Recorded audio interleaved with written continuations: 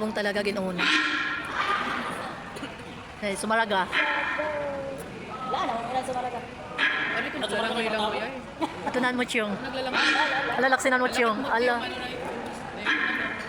Maluyan yabong. Ay, mo chiyong.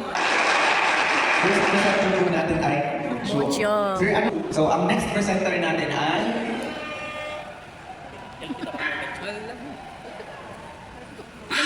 Naksiya. Gimbabalas na Sir Franjo. Sir Franjo, gimbabalas na. Ato na. Friend, taga-dagatot na yung una. Hindi ko rin matitiyabot. Ato na. next presenter po Galaxy ko natin ay talyabo. Yabo. Ano po, right? And last but not the least, LGU Sumaraga. Ano pang i-discuss natin? Meron na lang po tayong tatlo. Education, health, and work. So hindi naman po necessary na kompleto natin. So kahit ilang PPAs lang po yung i-test natin dun sa ating MCA tool, okay na po yan. As long as na-follow yung proper use of the tool. So for our MCA tool, the presenter will be Yabong. Muchong lagi ako talaga. So ito naman ang LGU. So LGU Magyo. So okay po, time check po 11:25. So we still have ilang minutes pa before lunch. So please continue working on your presentations and good luck po sa ating presentations later. Thank you. Thank you. Kabinet sa Official Force Association yan. Then, alam mo na Special Committee on Appropriation, sa libos, lain na libos dapat, scroll down mo. Okay, so, alam mo na Vice President, tapos ang representative na, ang Secretary Vice President. Then the representative from the Housing Board, the assessor. Tapos, ang PISO, ang school head, representative from the LSB, the special supervisor, tapos ang NHO, then ano pa?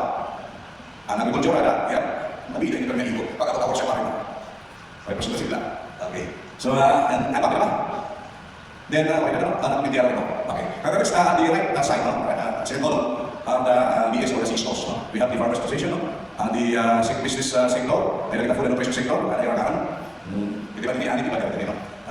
Then we have the business sector, fisher folks, health sector, ada education, ada representative, ada disaster management sector, ada yang pun youth, ada. Then, meron ba? Tapos, napulo ng CISO. I don't know kung okay na diyan, eh, 12 pa lang dito. Anyway, kung may comments ka, dinagdagan ko. Ako rin naman sa isulat, kaya pag-uwan ako, hindi mo ni Chiki.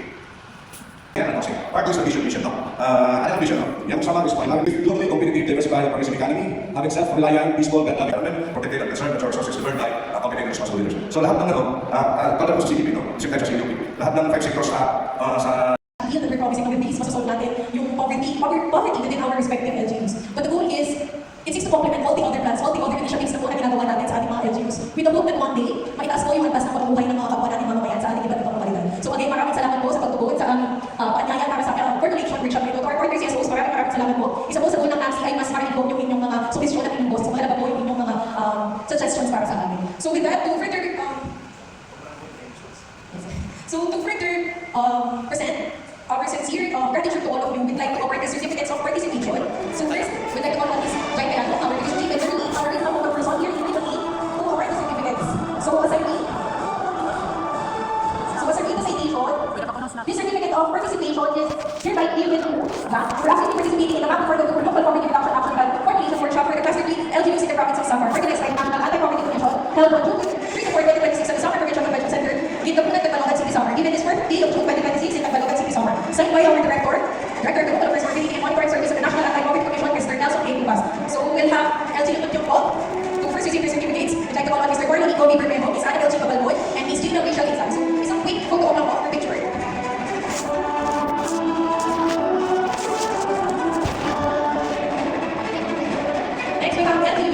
Mr. Ron Jacob Tizon, Ms. Marilyn A. Labrage, Ms. Rick Rosie Labrage, Mr. Oscar Audi, Ms. Concepcion Tugulay, Mr. Gabriel Labrage, Mr. Demetrio Magdal, Mr. Ryan Chico Cuya, Mr. Dr. Ms. Maria Elena Pima, Parity Abang sa Tagalog Laban Permit, Pablo Toro, who also received Mr. Certificates, Mr. Matthew Chico, Ms. Maria Lourdes Iabala, Ms. Santa Chingui, Ms. Amy A. Labrera, Ms. Marilyn G. Ramirez, Mr. Rebel Iabala, Mr. Rubito Perez, Ms. Andrew Evangelini Mapaspa, and Mr. Toribio Labrega, the Bracket.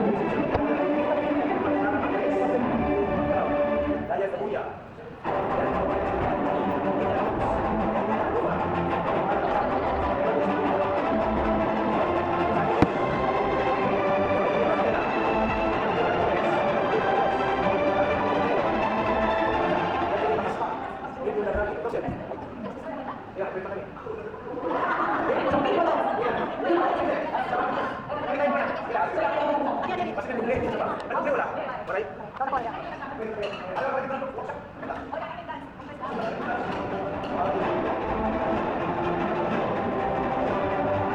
next for LGU Sumaraga, is Madam Diaz, is for Ibiano, sabi mo sa Siya nagpapatindad sa kanina. Nasa rin naman yan. Alright.